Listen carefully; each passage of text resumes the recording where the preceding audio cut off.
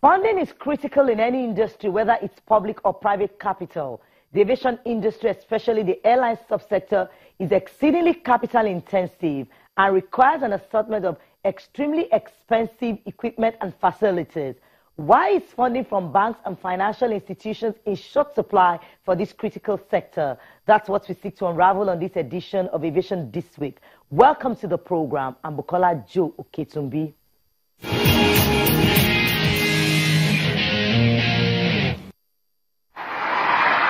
Aviation is often described as the real World Wide Web.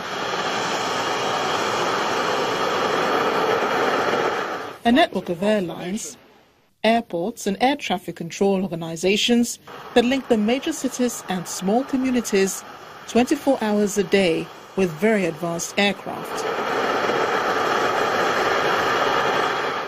Understanding that the industry is complex, the airline industry is exceedingly capital intensive and requires an enormous assortment of extremely expensive and technologically sophisticated equipment and facilities.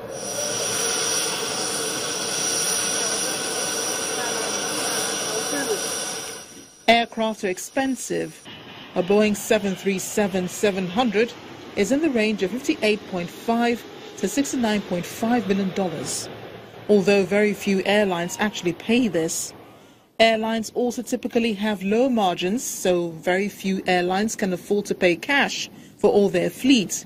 Most banks do not like to understand the dynamics of the aviation trading business. Most of them just open up aviation desk, but less understanding of what we call the real aviation.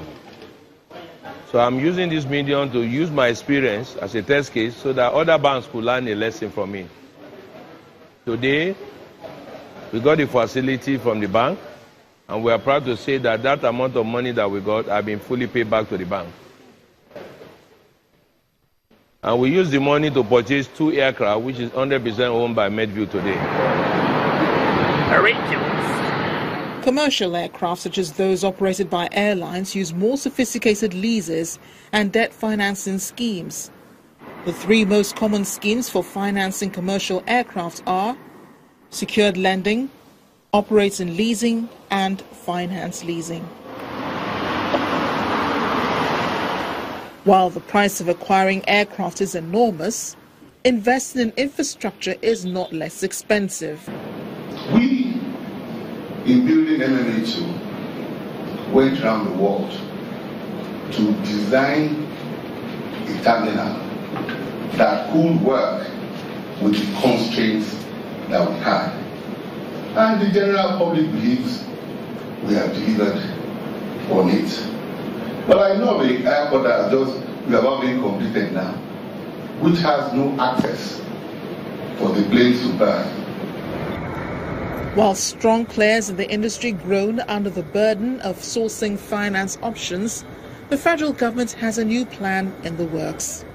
We feel that we should encourage access to funds, to cheap funds. That's why we say we will set up an aviation leasing company, private sector led and driven, which we are working hard to do so that they can borrow single digits, long term, and be able to do businesses and compete favorably. Where was Ethiopian Airlines when Nigeria Airways was flying? If we set up our own national carrier, private sector led and driven, with single digit borrowing opportunity, they will beat all these airlines. Nigeria is the market, 180 million people. You can't beat that. With just 8 operators plying their trade as local players, the demand for domestic air travels and patronage of Nigerian airlines operating regional and international routes is on the decrease. Perhaps there may be a magic wand somewhere that could one day turn around the fortunes of the aviation sector.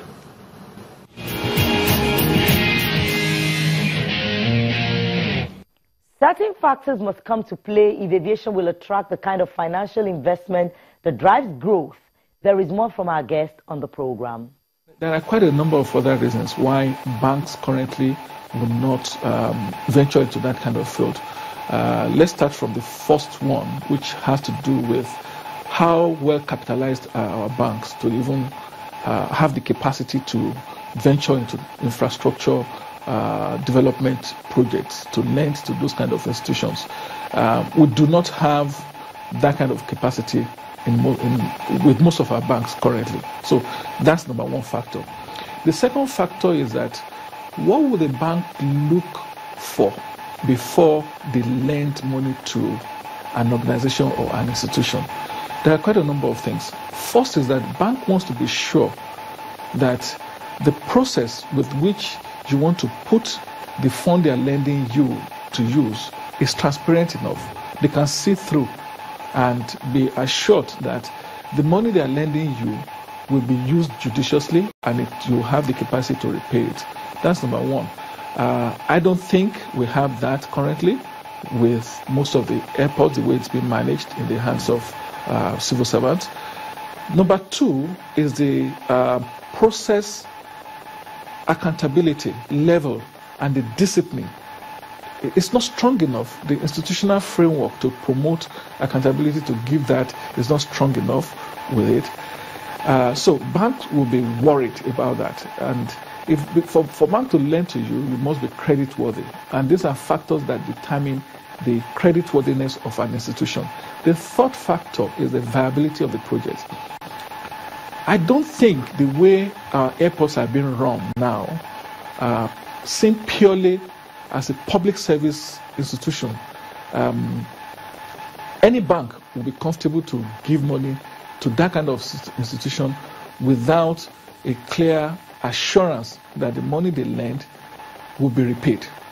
And you can only repay when you are able to generate certain level of profit return that guarantees sustainability. So if they can't see that, to lend to that institution will be a difficult one. And the other factor is the sustainability. So how sustainable is the model that you have?